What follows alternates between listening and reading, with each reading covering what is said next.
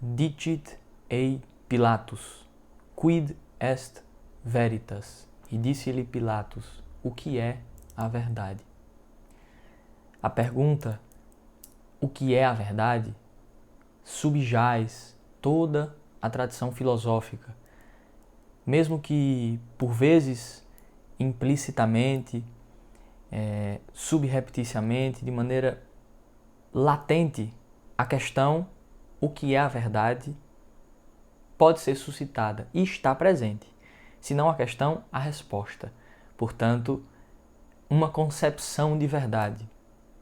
Não há nenhum, ou não se pode, essa é a verdade, não se pode escrever, não se pode afirmar alguma coisa a respeito da realidade, ou mesmo negá-la, como pretendeu, por exemplo, Gorgias, em seu Sobre o Não Ser.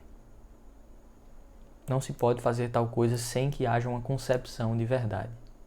Aqui, evidentemente, não iremos analisar este aspecto teológico, místico, e o significado, a significância da pergunta de Pilatos a Cristo.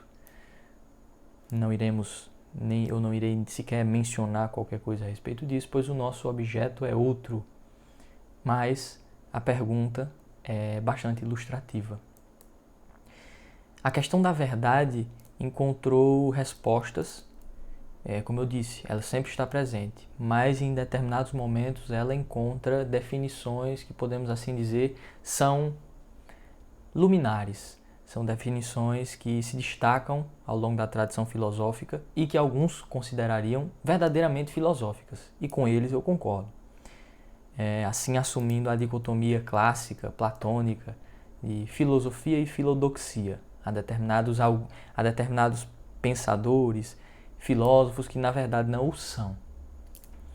Mas essa é uma outra questão também. E Platão, em específico, tratou a respeito do tema da verdade, a respeito da questão da contemplação da verdade, em vários de seus diálogos. Aristóteles, por sua vez, também o fez, chegando a alguns desenvolvimentos e aperfeiçoamentos a respeito da questão da verdade, investigando a questão da ontologicidade da verdade, do estatuto ontológico da verdade, né? Naquela definição paradigmática de que é verdade dizer que aquilo que é, e aquilo que não é, e é falso dizer que aquilo que não é, e aquilo que não é, na metafísica. E certamente uma das principais definições, e de fato a definição formal da verdade perfeita é a elaborada por Santo Tomás, é a descoberta por Santo Tomás, baseando-se em alguma controvérsia de se de fato essa definição se encontrava em Isaac Israel, mas ele de fato atribui esta definição a ele, mas concede a ela uma significação diferente, partindo de uma metafísica diferente, mas isso também não vem ao caso. A definição de Santo Tomás de verdade é a verdade, a adequação, a verdade é a adequação entre o intelecto e a coisa, entre a coisa e o intelecto. Veritas est adequatio intellectus et rei, ou adequatio rei et intellectus. Então, há essa alternância, podemos assim dizer. Alguns enfatizam o significado da verdade enquanto sendo veritas est adequatio intellectus et rei, ou rei et intellectus. Mas essa é uma questão que aqui também não vem ao caso. O ponto é, nós poderíamos resumir ou sintetizar os diversos modos da verdade, e esta expressão é importante, modos da verdade, em dois modos. Para que nós não nos alonguemos aqui, especificando e esmiuçando o que vem a ser a verdade lógica, a verdade material, a verdade formal, a verdade ontológica, a verdade concreta, e essa especificamente como sendo uma suposta descoberta, é dele, mas que de fato ela é verdadeira, isso também não vem ao caso. A verdade concreta apresentada e sustentada pelo Mário Ferreira dos Santos, E ainda nessas verdades, as verdades necessárias, as verdades contingentes, enfim, não vamos nos aprofundar nisto aqui nesta ocasião. Mas caso alguém queira, caso haja algum interesse por parte de algum de vocês, basta comunicar, entrar em contato, que nós podemos trabalhar essa questão e nos aprofundarmos nela. O ponto é que nós podemos reduzir, sintetizar esses modos da verdade, esses tipos da verdade, em dois modos principais, em dois significados ou sentidos principais da verdade. A verdade em sentido gnosiológico, então a verdade, podemos assim dizer, cognitiva para o homem, ou no homem, e a verdade ontológica. A verdade ontológica, aqui, também em Santo Tomás, no De Veritate, quando ele sustenta, de maneira absolutamente reta, correta, que a verdade e o ente se convertem. Então, a verdade e o ente, o ser em particular, uma coisa, em outras palavras, a verdade e o ente são convertíveis. Então, é verdadeiro dizer que aquilo que é verdadeiro. Portanto, então, um pássaro, o Mário Ferreira dos Santos dá esse exemplo, um pássaro ele é verdade, em certo sentido, neste sentido ontológico. Mas isso também, um pássaro que voa é verdade. Mas isso não vem ao caso. E neste tópico em específico, nesta questão filosófica em específico, nós encontramos, e aí que há esta, portanto, não síntese, não há de modo algum, mas há este encontro entre a questão da verdade e a praxis, este conceito que também por mim será apresentado, especificamente de cunho marxista. A praxis de cunho marxista. Por que de cunho marxista? Ao dizer que há uma praxis de cunho marxista, eu pressuponho que há praxis, conceitos de praxis, definições de praxis, que não são de cunho marxista, evidentemente. E este conceito, praxis, foi cunhado por Aristóteles. Na verdade, é um conceito clássico, né? Os três conceitos de praxen, poien e theoren, né? Aquilo que significa o poien, e é do poético, aquilo que é feito, técnico, o prático, que é a ação precisamente moral, a ação moral, e a theoren, né? Que é a teoria, o pensamento, a contemplação, a especulação, a inteligência, análise científica e assim por diante. Não análise científica aqui de cunho empírico britânico, não. Científico em sentido clássico. E Aristóteles define, portanto, a praxis especificamente como a ação que começa no homem e encerra no homem, podemos assim dizer. Uma ação imanente, em contrapartida, né, ao contrário das ações que encontram um fim fora do homem, podemos assim dizer. A técnica, a arte, a criação artística, a criação técnica, a produção técnica, não são praxis em Aristóteles. Elas são poéticas, estas criações. Elas são técnicas, elas são poieses. Mas, em sentido geral, costuma-se usar também praxis na tradição filosófica como sendo toda ação em geral. Toda ação, por mais que seja ação moral ou a construção de algo, enfim, a destruição de algo, ação. Tudo que é feito, realizado, operado pelo homem é praxis. No uso corrente, podemos assim dizer, e no uso filosófico mais genérico, se é que podemos assim dizer. E especificamente naqueles que são, podemos assim dizer, não proto-marxistas, porque isso é muito comum por parte dos marxistas, né? É ler aqueles que influenciaram a Marx como se eles fossem proto-marxistas, né? Como se a evolução do pensamento deles fosse o marxismo. Mas isso não é verdadeiro, de modo algum. Mas o ponto é que existem alguns pensadores que de fato integram uma espécie de proto-marxismo, e uma espécie, isso mais precisamente, de pré-história do marxismo. Pré-história do marxismo. E o conceito de praxis já está presente nessa pré-história do marxismo, especificamente essa pré-história alemã, mas num desses casos ela não é alemã. O conceito de praxis já está presente em Johann Gottlieb Fichte, já está presente no idealista Fichte. Aqui, quando ele vai e desenvolve a sua teoria do idealismo em contrapartida, em contrariedade ao que seria o dogmatismo, mas não vem ao caso também. Porque senão não conseguiríamos apresentar o que temos aqui a apresentar.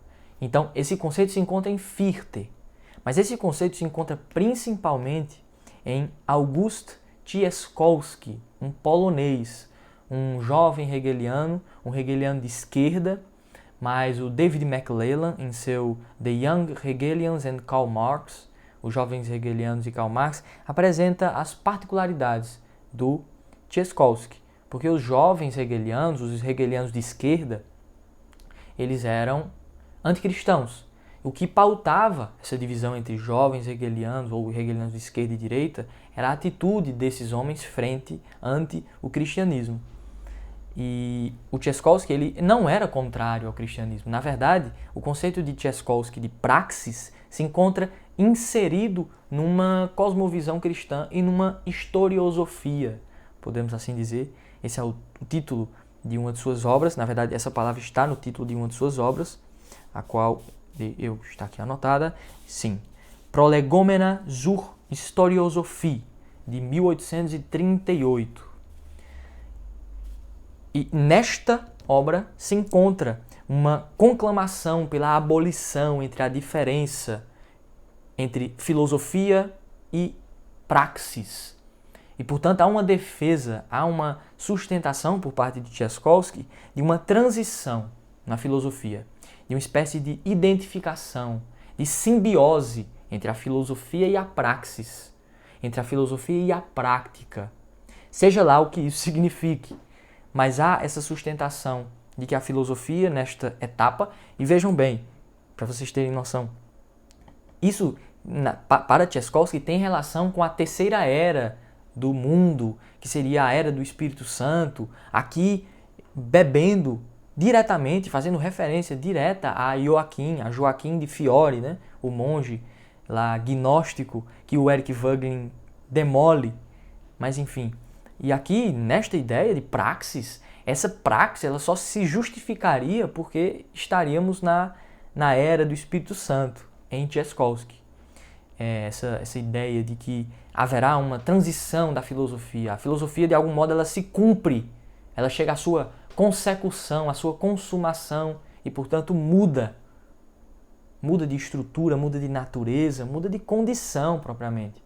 Muda de estatuto ontológico. Isso defendido por Cieszkowski.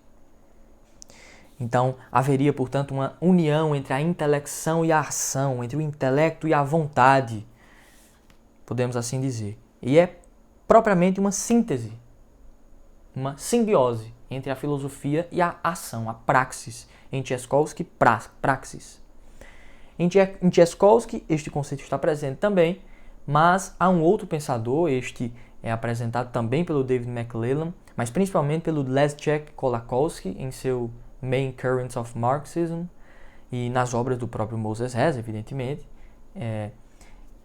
Moses Hess, né? Moses Hess foi um dos que usou o termo praxis e que também defendia essa ideia bastante comum, essa é a verdade, entre aquele círculo de intelectuais, essa ideia de que haveria uma identificação entre a teoria e a prática, entre o pensamento e a ação, e assim por diante. O Leszek Kolakowski, inclusive, chega a dizer que a 11ª tese sobre Feuerbach, de Marx, que nós chegaremos a ela, irei lê-las, defende que a 11ª tese é uma reprodução das ideias e da ideia central, do conceito de praxis de Cieszkowski. David McClellan afirma isso explicitamente. Na verdade, é uma reprodução da ideia de Cieszkowski. Isso está em Moses Hess também. E aqui, podemos assim dizer, esta concepção de verdade na filosofia da ação. Este termo praxis designa prática, ação. E entre a filosofia da ação, podemos assim dizer como gênero, digamos, a filosofia da ação é um gênero no qual há muitas espécies de filosofia da ação. Há a filosofia da ação firtiana, marxista, pragmatista, portanto, deweyiana, do John Dewey, a filosofia da ação blondeliana, do Maurice Blondel, em seu L'Action, que foi absolutamente refutado pelo Reginald Garrigou-Lagrange, mas não vem ao caso também. Então, podemos assim dizer que a filosofia da ação, ou o pragmatismo, se é que podemos assim dizer, ou ainda o praxismo, que se assemelha bastante também com o utilitarismo, porque há uma relação íntima entre a verdade e a utilidade, mas nós vamos nos aprofundar nisso, podemos assim dizer, um grande conjunto de pensadores. Uma conjunção pode ser feita desses pensadores com essas ideias similares, com essas ressonâncias e, podemos assim dizer, identificações entre os pensamentos. Então, neste âmbito da praxis, da questão da praxis, estes surgem. E eles apresentam uma nova concepção de verdade, uma nova concepção da teoria, uma nova concepção da vida contemplativa. Quando falamos de vida contemplativa aqui, não pensem num monge budista que passa o dia a recitar mantras e sem fazer nada. Por mais que haja uma importância do silêncio, isso não vem ao caso, mas quando nós falarmos aqui de contemplação, especulação, não pensem numa atividade estéril, fria, como muitos costumam pensar. Pensem num termo técnico que designa o pensamento, que designa esta atividade, esta operação, podemos assim dizer, esta operação humana, esta operação intelectual do pensamento e da contemplação.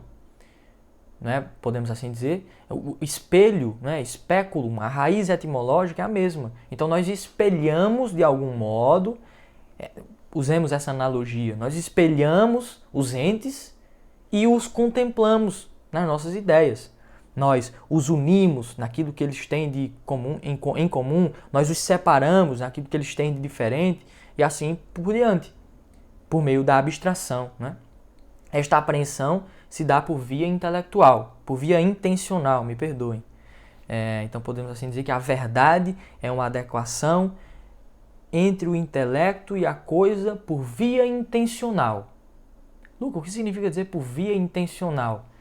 Não vai dar tempo de falar sobre isso aqui, mas é apenas para que vocês tenham já esses subsídios, para que depois possam entender de maneira mais plena o que isto vem a significar. Mas é este o ponto.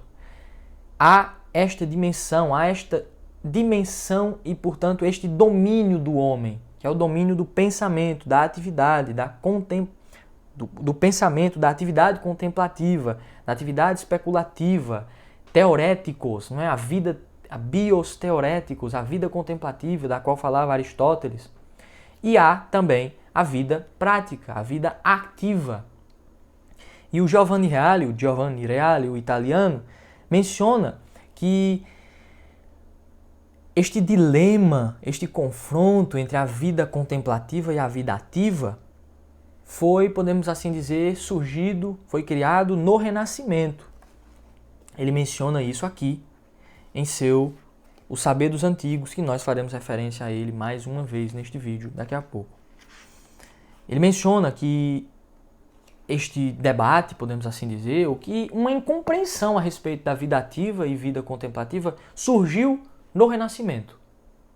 E que nessa esteira de que via uma espécie de incompatibilidade ou oposição entre a vida ativa e a vida contemplativa que estão estes pensadores. É nesta esteira. Eles são rebentos dessas ideias renascentistas. E neste âmbito propriamente, no âmbito marxista, há uma concepção de verdade e há uma concepção do homem e, portanto, especificamente da vida ativa, da vida contemplativa, da contemplação e da praxis.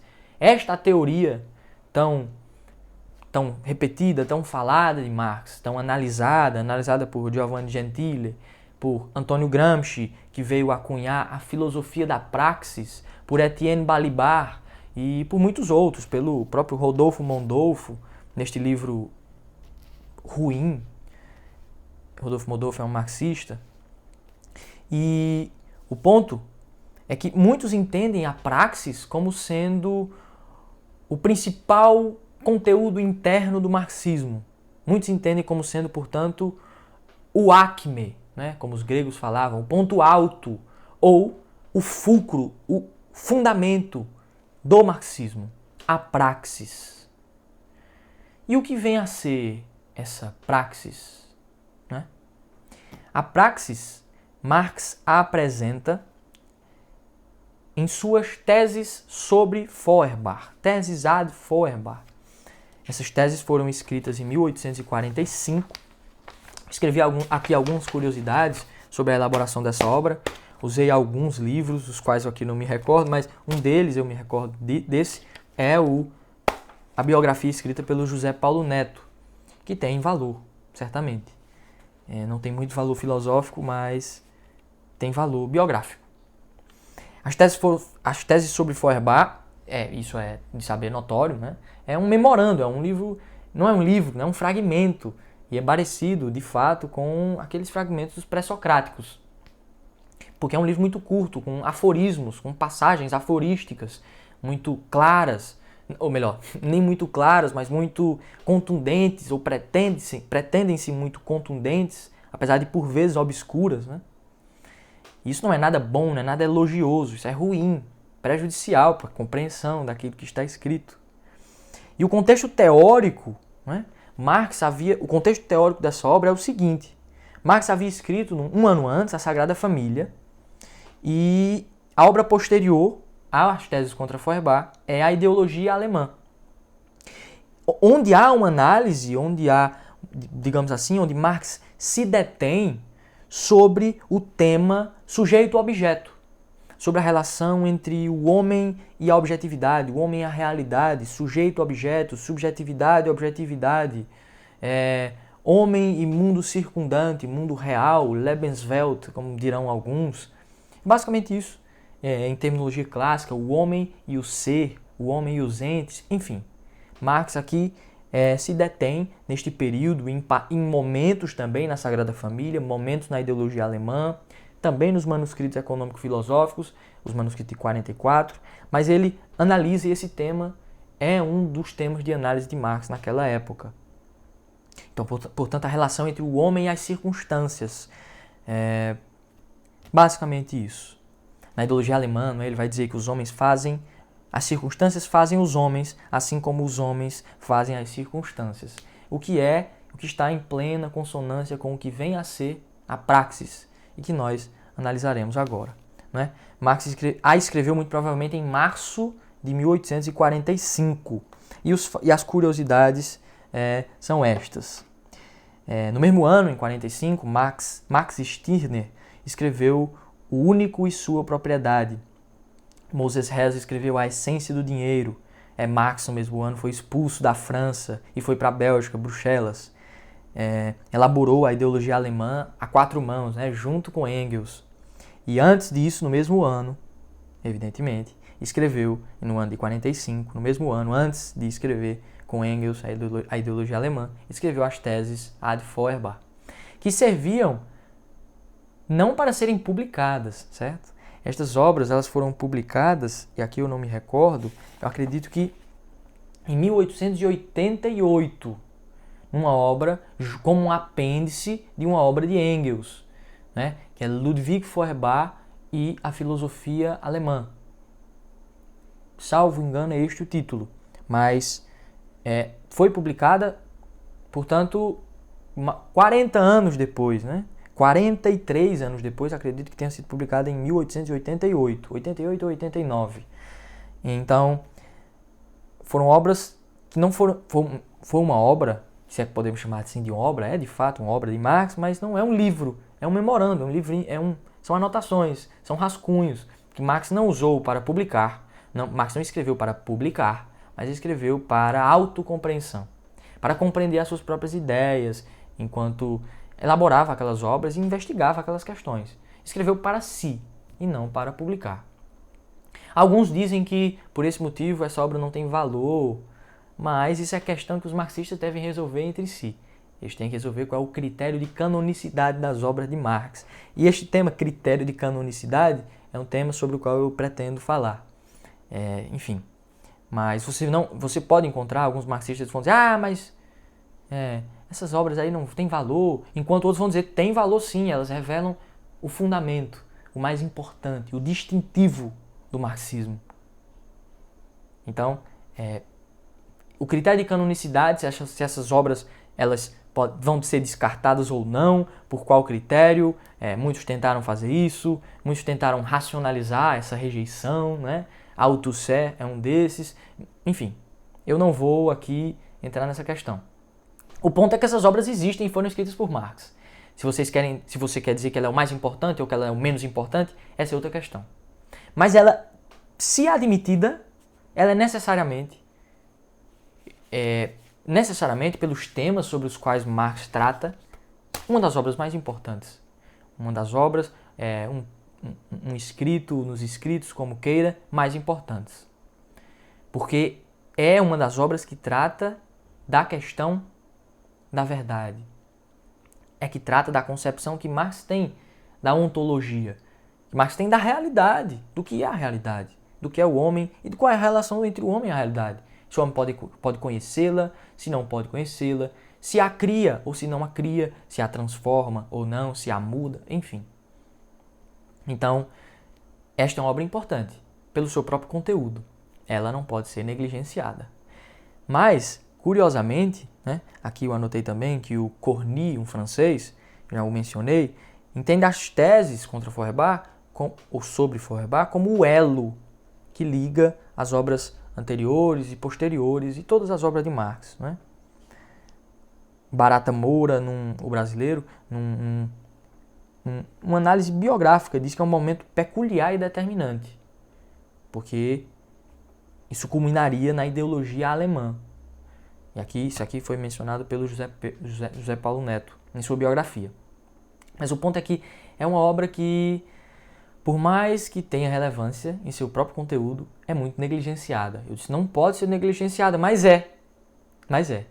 Eu confesso, eu nunca vi um marxista sequer na internet que fale ou que trate as teses contra Feuerbach, teses sobre Feuerbach, como se elas fossem 11. Eles lembram-se apenas da 11ª tese. Né? Então, nós vemos até um péssimo canal com esse nome, inclusive, Tese 11, horrível canal, péssimo, não assistam.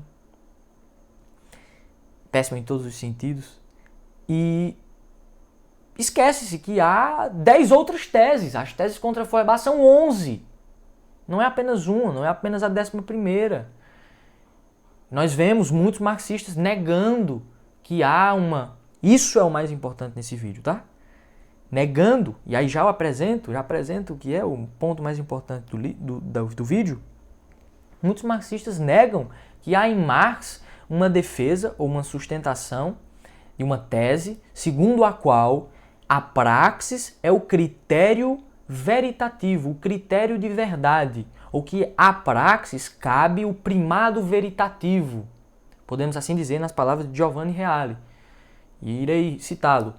Ou seja, é a praxis que determina o que é verdadeiro ou falso. É a praxis que é o critério de verdade, ou seja, a praxis qua critério de verdade. A praxis enquanto critério de verdade. Muitos negam. Não existe isso em Marx. E negam as consequências disso. Por exemplo, haja vista Gustavo Machado, que assista aí, que comente, e se quiser mandem para ele. E em um de seus vídeos, eu vou botar aqui o vídeo embaixo, tá? Na descrição, vou colocar esse vídeo, onde ele responde, tenta responder ao Olavo de Carvalho. E, de fato, tudo o que o Olavo escreveu naquele vídeo está certo. Tudo que o Olavo de Carvalho escreveu está certo. E todas as respostas que o Gustavo Machado tentou dar são ruins. Ele tergiversou, ele convenceu apenas os desavisados, verdade seja dita. Ele convenceu apenas aqueles que já queriam se convencer do que ele estaria ali a falar, né? E você percebe também que o Gustavo Machado, ele não entendeu, ele não sabe o que são as teses contra Feuerbach, ele não... Se ele se lembra das teses contra Feuerbach, ele lembra apenas da 11ª tese também. E não se lembra, aqui eu enfatizarei, em especial, a segunda tese. Ele não se lembra da segunda tese. Aquilo que o Olavo de Carvalho fala como sendo uma consequência do marxismo, ou como sendo uma manifestação da natureza mesma do marxismo, que é essa transmutação, é verdade. Segundo a segunda tese sobre Feuerbach, aquilo está correto. E você está errado, Gustavo Machado. Aquilo está correto.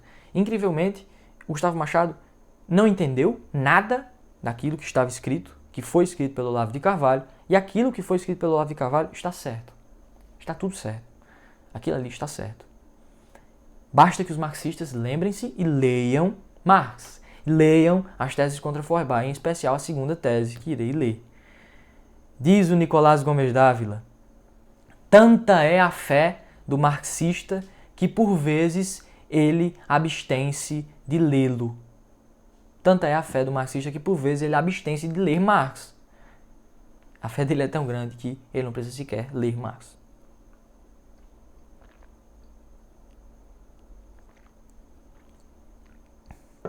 Ironias à parte, vamos às teses contra Feuerbach. Aqui eu pego o estudo sobre Marx, do Rodolfo Mondolfo, porque ele anexa as 11 teses. Mas eu irei, pessoal, colocar aí também o link. Então esses dois links até agora foram os que eu falei do vídeo do Gustavo Machado. Assistam, coloquem lá na velocidade mais alta e tenham paciência. Mas é de fato, tem o seu valor apenas para colocar a questão em voga, em pauta. Assistam e leiam as teses contra Feuerbach. Muito curtas e, por mais que sejam um tanto obscuro, a terminologia para muitos não é familiar, vocês não estão familiarizados com o léxico marxista, com a terminologia marxista, com a fraseologia daquela época, que determina a fraseologia de Marx, mas vale a pena que leiam, em especial a segunda tese. Leiam a segunda tese, onde há essa sustentação, e vocês vão ver claramente como há. Segunda tese. A questão de saber se corresponde ao pensamento humano uma verdade objetiva não é uma questão teórica, senão prática. Vejam que contradição. Um oxímoro na primeira frase. A questão de saber se corresponde ao pensamento humano uma verdade objetiva, ou seja, a questão de saber se o pensamento do homem é verdadeiro ou falso não é uma questão teórica. Como assim?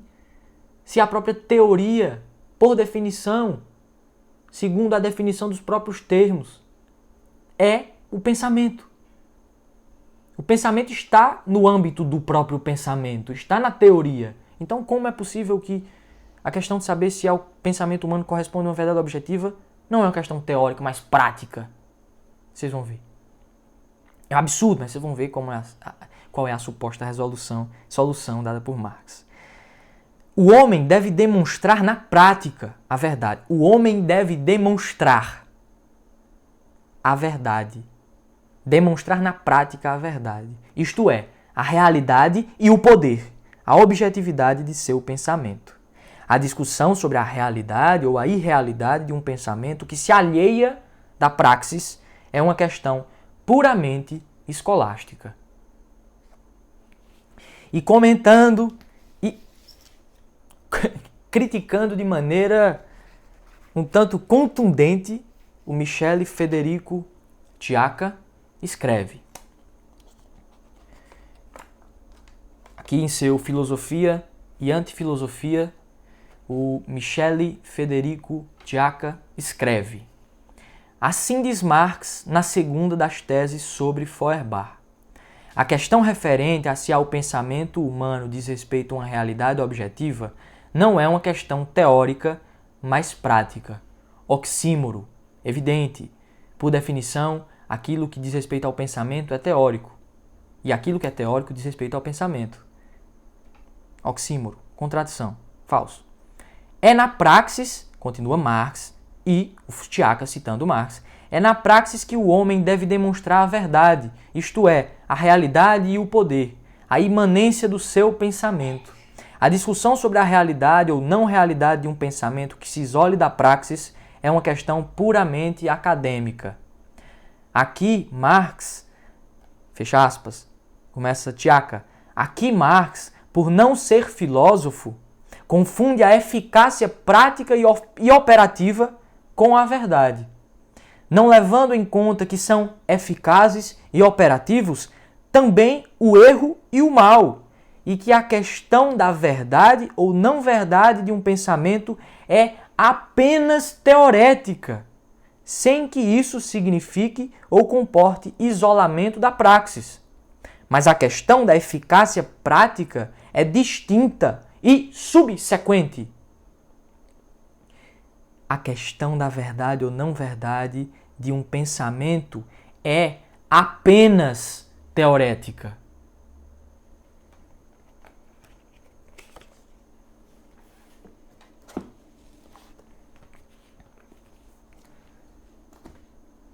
Então, encontramos aqui em Marx, na segunda das teses contra Feuerbach, esta sustentação.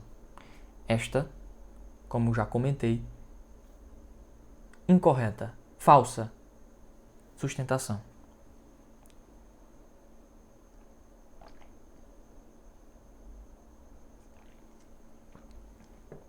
E por alguns motivos. E aqui eu os comentarei. Um dos que nos é importante aqui é o Octavio Nicolás de Rizzi, em seu Filosofia Moderna e Filosofia Tomista, no capítulo 3, que se chama Primazia da Inteligência e da Contemplação sobre a Vontade e a Prática. E no sumário aqui, a hegemonia da praxis sobre a noesis na filosofia moderna. Crítica a esta posição da filosofia moderna. Primazia da inteligência e da contemplação sobre a vontade e a prática.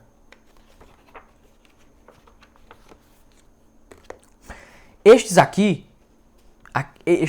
estes que nós chamamos de pragmatistas ou filósofos da ação, que não são genuinamente filósofos, mas são assim chamados, vocês vão encontrar assim, é comum.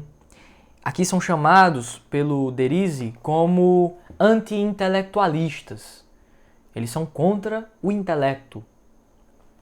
Por diversos motivos, de motivos diferentes, eles negam, rejeitam, menosprezam o valor da inteligência do homem. E o papel, precisamente o papel próprio da inteligência do homem. E, portanto, não entendem a relação entre a ação e a vida, entre a contemplação e a ação, entre a prática e a teoria, entre a noesis e a praxis. A noesis, em Platão, é esta apreensão intelectual, esta apreensão intelectiva que capta o que a realidade é. Por exemplo banal, grosseiro. Eu vejo uma árvore e constato que ela é uma macieira. Constato que é uma árvore de maçãs.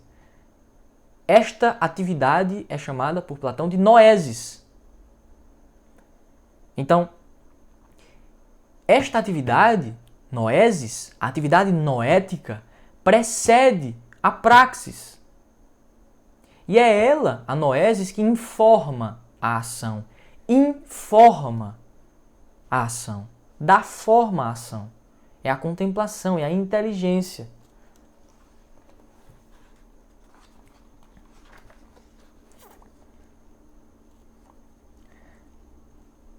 E aqui escreve o de Rizzi.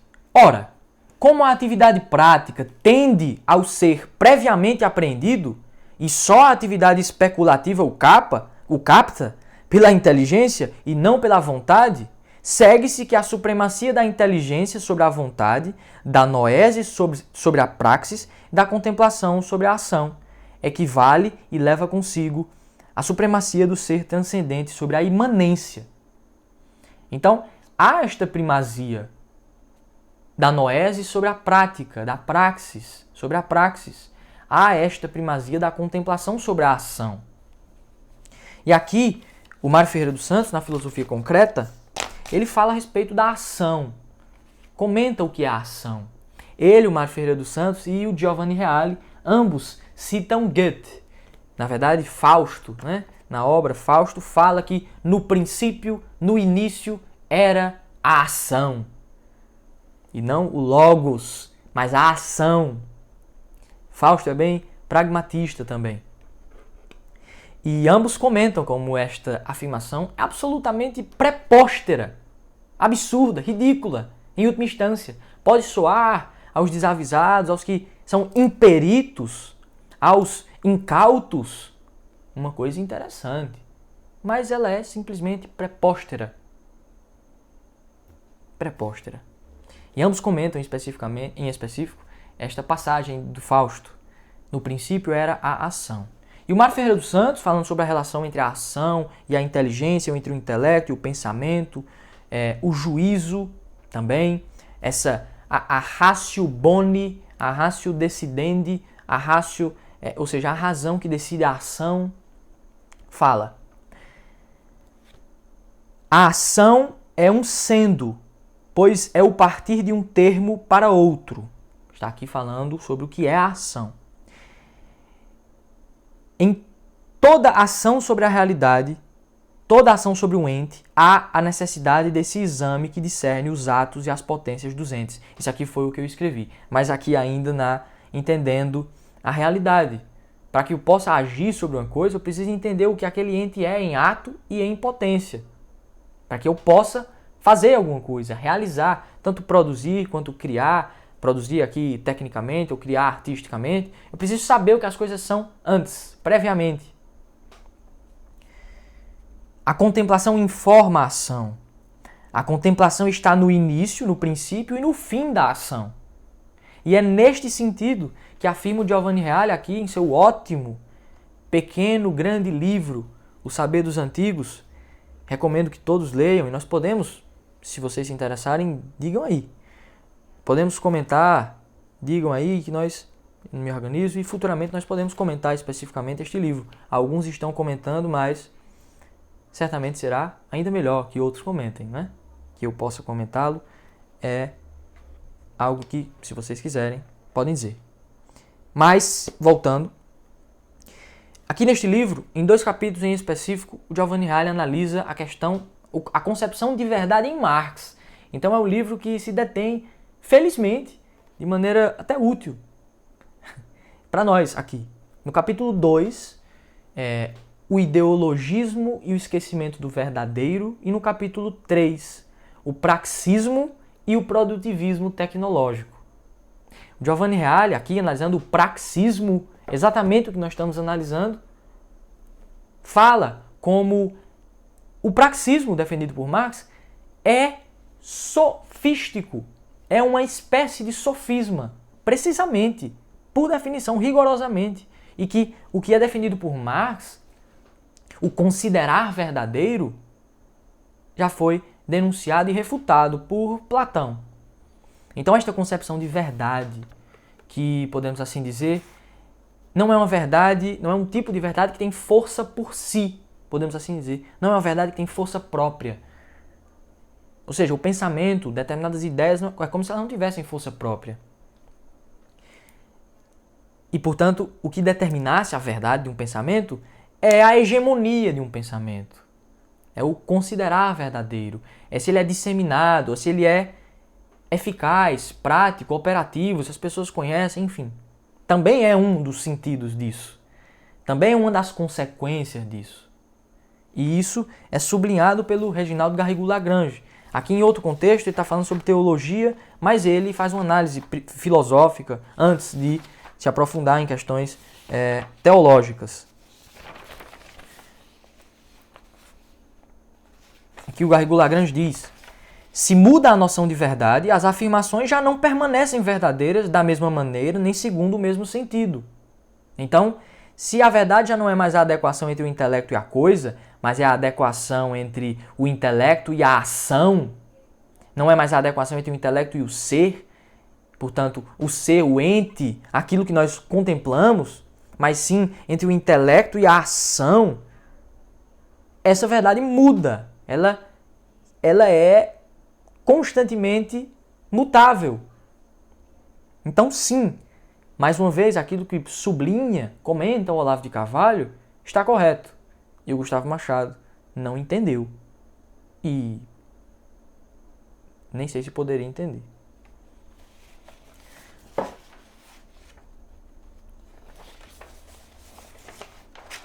E aqui, no Saber dos Antigos, o Giovanni Reale, ele comenta, valendo-se de Plotino, o neoplatônico, comenta que, inclusive, a contemplação, ela é, podemos assim dizer, hegemônica.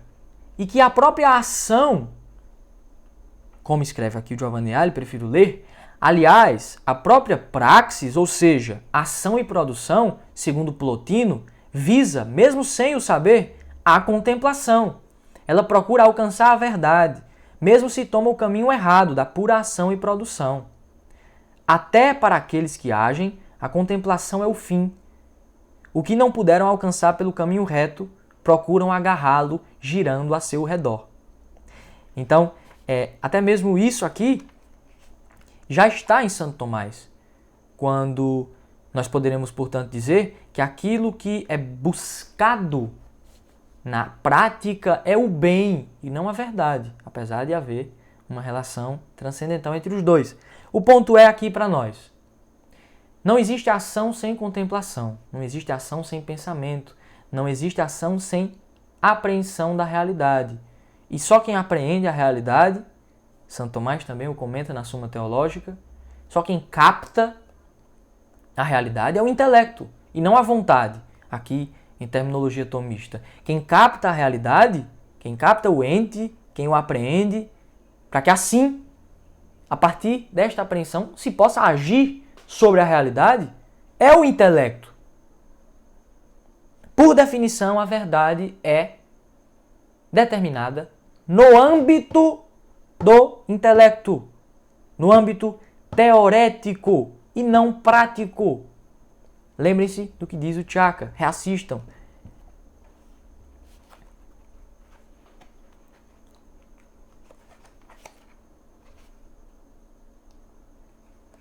E recomendo, de fato, sério, palavra de amigo, recomendo que leiam o Saber dos Antigos e vejam por vocês.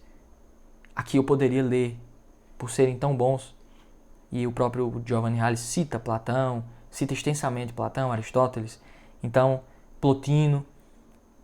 Eu poderia ler vários trechos aqui para vocês, mas nós vamos nos estender.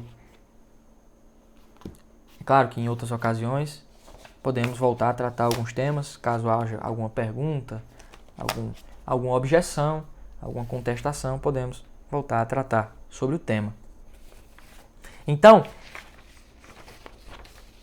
a verdade não tem como critério a praxis, e sim a poiese, sim o pensamento. Não há ação sem pelo menos a poiesis. Ou melhor, me perdoe. Cancela. Não há ação sem a noesis. Noesis. Quando eu falei poiesis aí, noesis, tá? Noesis. Não há ação sem pelo menos a noesis, sem pelo menos a apreensão da realidade. Então podemos assim dizer que a noesis precede a praxis e a praxis depende da noesis. A praxis não é critério de verdade. E por mais que haja consequências, por mais que haja uma eficácia operativa, de fato, das ideias, não é isso que determina a verdade de uma proposição, a verdade de um enunciado. Não é isso que determina o que o ser é, o que as coisas são, em última instância. Porque se uma verdade é lógica, ou se há um tipo de verdade lógica, há um alcance ontológico dessa verdade. Ou seja, o meu enunciado, a minha proposição, a minha frase, ela só é verdadeira porque está em adequação com a realidade. Porque diz aquilo que a realidade é. A verdade é a adequação entre o intelecto e a coisa. E o critério de verdade, aqui nós não vamos também nos aprofundar nesta questão.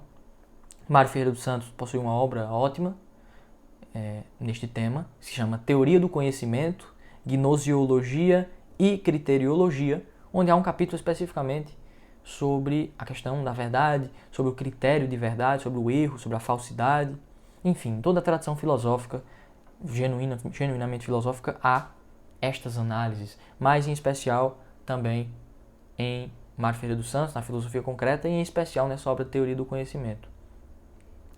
E o critério de verdade está no âmbito teórico. Nós entendemos como as coisas são e as discernimos, as apreendemos propriamente, antes de toda e qualquer coisa, pelo intelecto.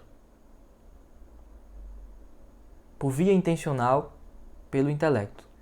Então, o pensamento, a inteligência, condiciona, de algum modo, informa a praxis.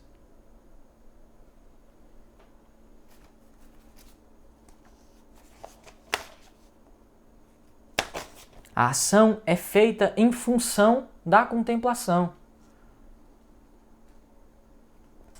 Até mesmo no sentido em que fala o Chaka. O erro também tem sua eficácia prática.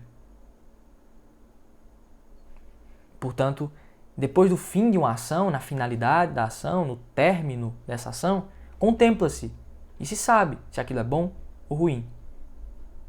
Portanto, contempla-se, é isso que importa. Contempla-se, pensa-se, intelige-se, analisa-se a realidade, analisa-se cientificamente a realidade.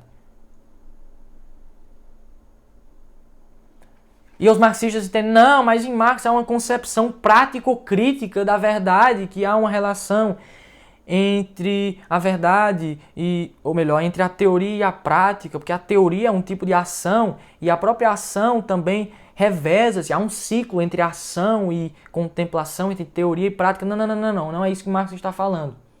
Ele está falando que o critério de verdade é a prática, é a praxis. Isso não pode ser assim, isso é falso, não pode, por definição, ser assim. E não somente o critério de verdade, para que nós saibamos se há um pensamento corresponde uma verdade ou uma falsidade. Isso é apenas teorético. E não apenas isso. Em toda ação há uma informação do pensamento, da inteligência. Podemos assim dizer, da contemplação, da especulação. É neste sentido que se fala em contemplação e especulação nos genuínos filósofos, na filosofia de verdade, da boa. Então, a eficácia prática, operativa, a popularidade, a hegemonia, o êxito não determinam a verdade, não são critério de verdade. O êxito não é uma categoria axiológica, diz o Nicolás Gomes Dávila. O êxito não é uma categoria axiológica. Axios é valor. Então, não é o êxito de uma ideia que determina o seu valor. Precisamente, simplesmente isso. E ao Mário Ferreira dos Santos, para finalizar, nos aproximando do fim, já curtam aí, né? Enquanto aqui eu pego a citação, curtam, comentem, para engajar aí o vídeo.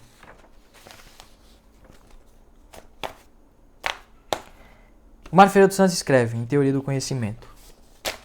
O pragmatismo, aqui ele toma o pragmatismo como um gênero, né? Dentre o qual há essas espécies de pragmatismo. O pragmatismo tem e aí cita o Charles Peirce, cita o Schiller, né? O Ferdinand Schiller, Enfim, o pragmatismo tem a sua positividade ao afirmar a adequácio entre as nossas verdades e o bem que buscamos. Sim, as nossas verdades têm uma relação com o bem que a gente busca. A positividade, veja, isso aqui é um genuíno analista, este é um genuíno filósofo, que analisa com justeza, com retidão, aquilo que foi escrito e tenta aproveitar, examinar tudo e reter, abraçar o que é bom. Se tudo isso é falso, se essas ideias, se a praxis qua critério de verdade é falsa, no pragmatismo há um resgate, por mais que longínquo, de uma grande tese filosófica. O pragmatismo tem a sua positividade ao afirmar a adequácio entre as nossas verdades e o bem que buscamos. Si bonum et ens convertuntur, si bonum et ens convertuntur, o bem e o ente se convertem também. A busca do nosso bem é uma busca da verdade e as nossas consequências práticas são humanamente verdadeiras. Mas quando exclui outras, cai no absolutismo, que é vicioso, porque nega outras positividades. Ou seja, o que o Mário Ferreira dos Santos está dizendo aqui é: tudo bem, há uma relação, nenhum marxista está ciente disso. Nenhum marxista é capaz de entender isso que o Mário Ferreira dos Santos falou. Nenhum. Se eles entendessem, eles não seriam marxistas. Ele está falando aqui falando a respeito da relação entre o ente, o bem e a verdade. E de como ele está sendo muito caridoso com os marxistas e com os pragmatistas em geral.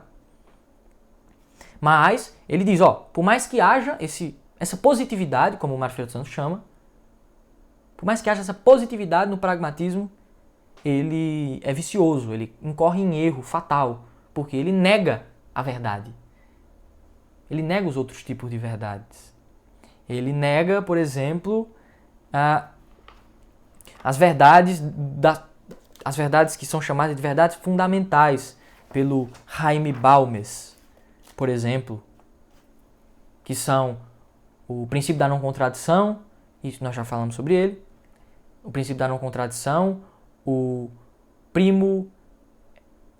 princípio da não contradição, o fato de que o eu investiga, este é o segundo princípio. Primeiro, o princípio da não contradição. Segundo, o eu que investiga. Aqui, não por via cartesiana do cogito, mas antes mesmo, lá em Santo Agostinho, né? E até interessante, a gente pode vir a falar sobre isso, se alguém tiver interesse, basta dizer. Esses são as verdades fundamentais em Jaime Balmes.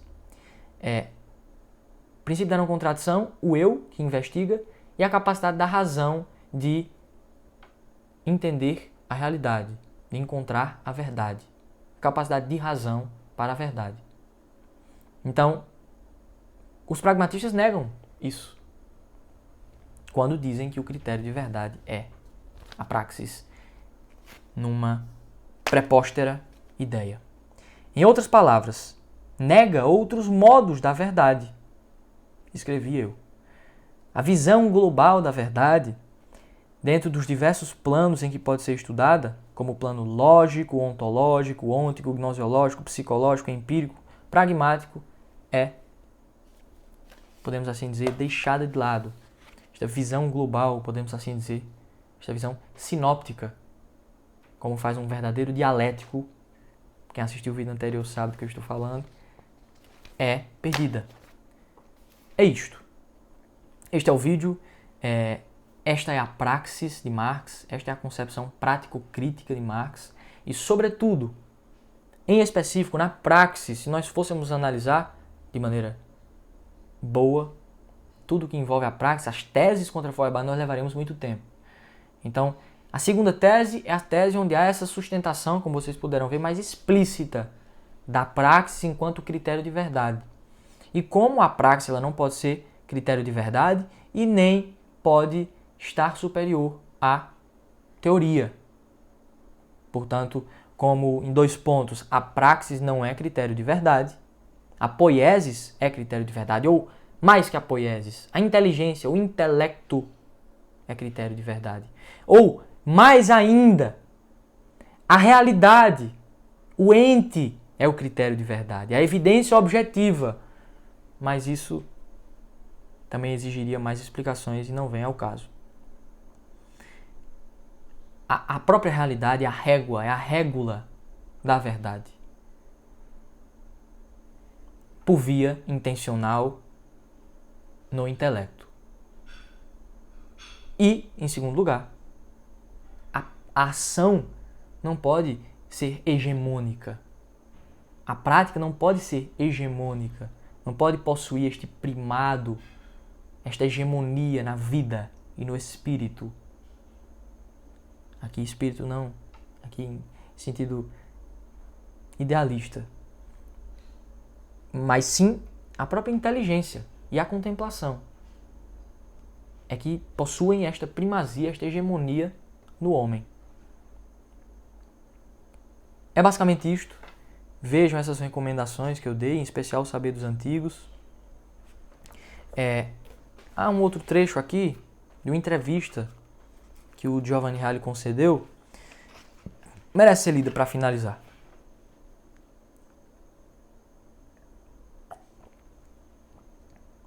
O entrevistador. Na antiguidade, tampouco existiam, nem podiam existir, intelectuais praxistas, ou seja, capazes de atribuir o primado veritativo à praxis em relação à teoria. E responde Giovanni Reale. De fato, as origens do praxismo são bem recentes. Remontam às polêmicas humanistas em torno da superioridade da vida ativa sobre a contemplativa. Praxismo e produtivismo consistem precisamente em considerar verdadeiras, antes de tudo, a praxis e a técnica, e em absorver assim todos os valores no fazer e no produzir. O sentido das coisas e da natureza no seu conjunto é reduzido à utilizabilidade e à utilidade. Com Bacon, Francis Bacon, se impõe uma nova e laica idolatria, adoração da ciência, vista como portadora da promessa de um paraíso na Terra. O mandamento da religião tecnocrática é: tudo o que é de algum modo realizável deve ser realizado. E volta a comentar especificamente essa questão. Os gregos, ao contrário, afirmavam que o homem não nasceu para fazer, mas para contemplar. E o próprio fazer, leia-se, a própria praxis, o próprio agir, deve ser entendido em função do contemplar, da inteligência, do intelecto. E, portanto, a hegemonia é a reta apreciação destas realidades. Aqui acaba o vídeo, encerro o vídeo. Agradeço aos que tiveram paciência de assistir até o fim. Peço, não esqueçam de curtir, de comentar, compartilhar. De fato, compartilhem. E caso haja alguma sugestão, caso haja, não sei, alguma pergunta, algum questionamento, alguma indagação, podem fazer nos comentários. Tentarei responder. E é isso. Curtam, compartilhem e a série de vídeos continuará e outros também. Outros projetos que serão apresentados em breve. É isso. Um abraço. Tchau.